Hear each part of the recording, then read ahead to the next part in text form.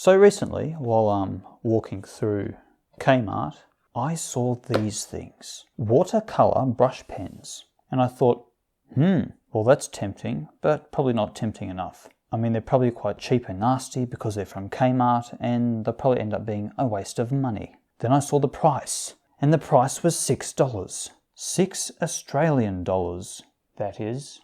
I don't know how much that is in American. It's probably something like 50 cents or something. Or maybe $4, I don't know. $6 for 12 watercolor brush pens. And they claim to be soft, fine tip marker pens, suitable for coloring, drawing, lettering, and you can create watercolor effects with water. We'll be testing all of those later. And they are of the Anko brand, which is a Kmart brand, made by Kmart, for Kmart. Anyway, I have no idea how these brush pens could be $6. I mean, for $6, what could they possibly be made out of? The crushed dreams of slaves? Are they filled with the tears of orphans? Wow, that actually feels pretty good.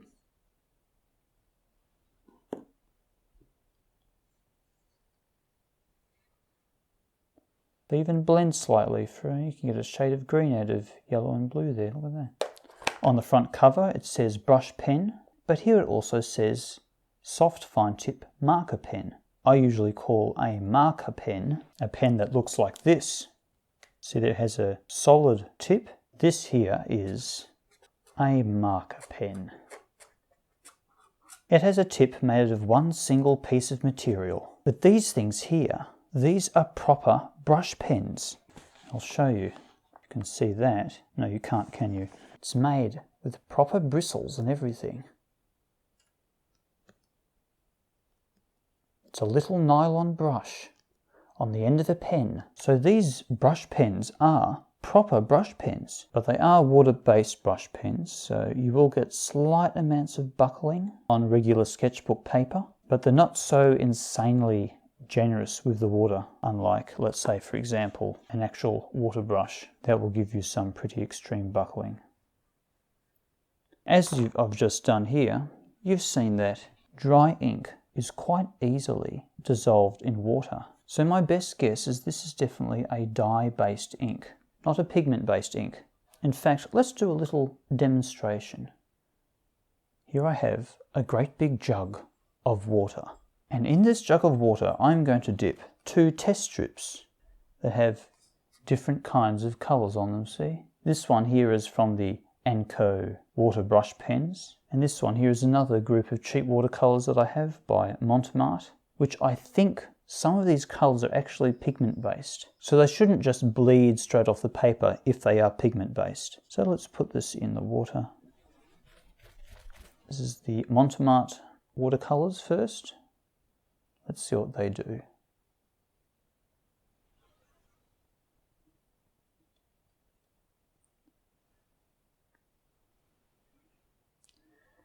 They don't really seem to be doing anything, do they?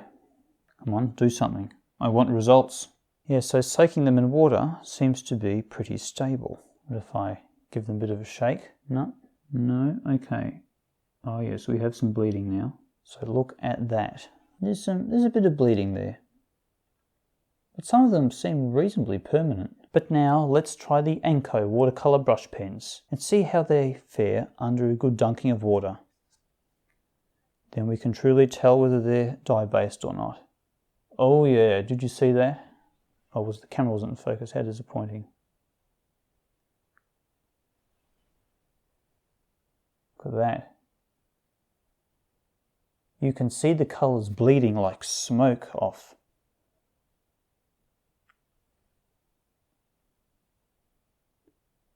Yeah, you can see all the watercolours bleeding like smoke off the paper. Looks pretty cool, actually. Whoa. Okay, this here is the dye-based Anko ink from the watercolor brush pens. And this here is more of a pigment-based ink from my other watercolor set. And you can see I even had the dye-based Anko ink in the water for even a less amount of time than the other set. And you can see it's almost bled completely off. This here used to be a black ink. The difference between pigments and dyes, night and day. Now you might think that having pens with dye-based ink in it after that demonstration is a terrible thing. And for some things it is, I must admit, especially for our light fastness. Dye-based inks are not known for being light fast. So if you paint something with these pens, I would not hang it up on a wall in anything close to resembling sunlight because it will eventually fade. But dye-based inks do have one massive advantage over pigment inks, and that is the ability to blend them after they have been dried. So let's put some green, I don't know, there we go. So that's normal green, straight out of this one. But even though this here is dry, I could make some green just with a bit of water, just by blending them here, see? Oh! So that's the advantage with dye-based inks. Blending is actually possible. Blending with pigment inks after they're dry is almost impossible. So before I start drawing with these pens, to show what they're like to make art with, I'd like to talk about this case that it comes with, right after I rip this thing off. That's a bit better. Look at that, the plastic tab. This case is actually pretty nice. One reason being is that these Anko brush pens are a very similar size to almost every other pen on the market. After these have been used up, you can just put other pens in there. Look at that. Does it fit the Copic multi-liner? Oh yeah. Look at all the different brands of pens that fit in there. The Uni pen, you got the Artline drawing system pen, Faber-Castell Pitt pens. They're a bit short actually. Pentel point liner. Yeah. And even the Copic multi-liner. SP fits in there. It's almost worth it just for the case.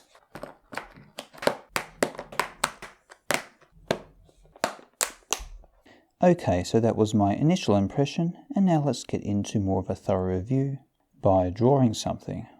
So the first thing I'd like to talk about is the performance of the brush tip. So as I mentioned before, this is a real brush tip, not some solid marker tip, and it's very snappy and responsive, has hardly any memory at all, so it easily returns back to its original shape. Even when you use it on its thickest, it just snaps back and you can make a fine line with it once again. It has a line thickness from 0.5mm to 7mm, which is quite an impressive range actually. I'm really happy with the performance of this brush tip because I have used many different types of brush pens. I've used some from Pentel, from Take, Sakura, and they're not any better than these ones. In fact, some of those brush pens from those more expensive brands costs more than the entire pack of these watercolor brush pens. Now the ink in these pens is a dye-based ink, so even after it's dry, you can put water on top of it and it will bleed and run. Or I should actually say reactivate, because that sounds more positive, doesn't it? And because of that feature, blending is actually possible. So you can blend one color into the other color, or even produce lighter shades by putting down a thick piece of color and then pushing it around on the paper with some water and a brush. But to do this, you will need some good watercolor paper because you'll need a fair amount of water to achieve those watercolor effects. For this art piece here, I didn't use watercolor paper. I just used some cheap sketchbook paper. It's about 110 GSM, I think. And I was expecting this cheap sketchbook paper to buckle and bend and warp because these are water-based pens. But quite surprisingly, even though I put a lot of water-based ink onto the paper, there was very little warping at all. The paper only started warping after I started applying this next trick I'm going to talk about. So these pens only come in 10 extremely vibrant colors and light grey and black. So if you want any subtle shades or light washes of colour, you can't do that with these pens alone. You will need a watercolour paintbrush and water, of course. And then also, so your artwork doesn't fall apart while you're painting it, you will also need to do it on watercolour paper. But because I was so curious to see how my sketchbook paper would perform with this water-based ink, I didn't have that option. So what I did, I got a water brush pen, which is a brush pen which has a reservoir of water in it. And this particular one doesn't work that well. It has never delivered enough water to the brush to actually be used properly. So the brush tip is only just slightly damp, which turns out to be absolutely perfect just for using on light paper. So I transferred some ink from the watercolor brush pen to the water brush just by holding them tip to tip, and then I could do some light washes on my sketchbook paper just with the damp brush. I use that method a lot on the turtle and also on the skin of these Caucasian kids because I didn't want them to look like something from The Simpsons or completely sunburned. If you don't have a water brush pen which isn't working properly, you can just use a regular watercolor paintbrush, which is only just slightly damp. It'll do the same thing. And after using that for a while, there was only a little buckling on the sketchbook paper, but it mostly recovered, so I'm pretty happy with that.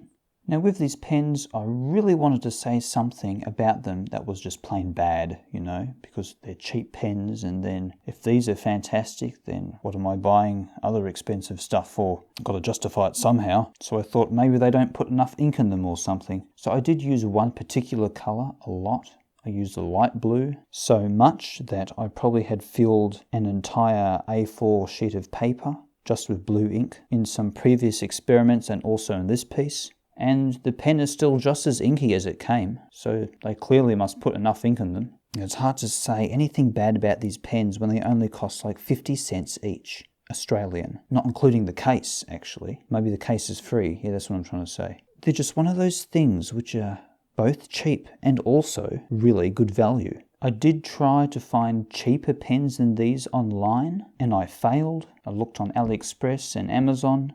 There's a brand called Oyuhu, I think. They make some similar ones with proper brush tips, but they are slightly more expensive. So these things here, well, they just seem to be the cheapest. The only legitimate complaint I have with them is that the dark blue pen just looks slightly purple to my eyes. It's got a bit of a purplish tinge to it. That's all really. Although according to statistics, you can't trust a man when it comes to colour accuracy anyway, so I don't know. Looks purple to me. All the other colours on the plastic on these pens does accurately represent what kind of colour is in the ink, except for the slightly purplish blue one. Yeah, that's all really, yeah. And I also like to compare these to alcohol markers a bit too. I prefer these than alcohol markers actually. One reason is they don't smell at all. I hate the smell of alcohol markers. And alcohol markers just bleed through sketchbook paper like it's a sieve. And after drawing with these, and I put lots of ink down on my sketchbook paper, they didn't bleed through at all. It's fantastic. Okay, well, that's all I have to say. Happy drawing, and goodbye.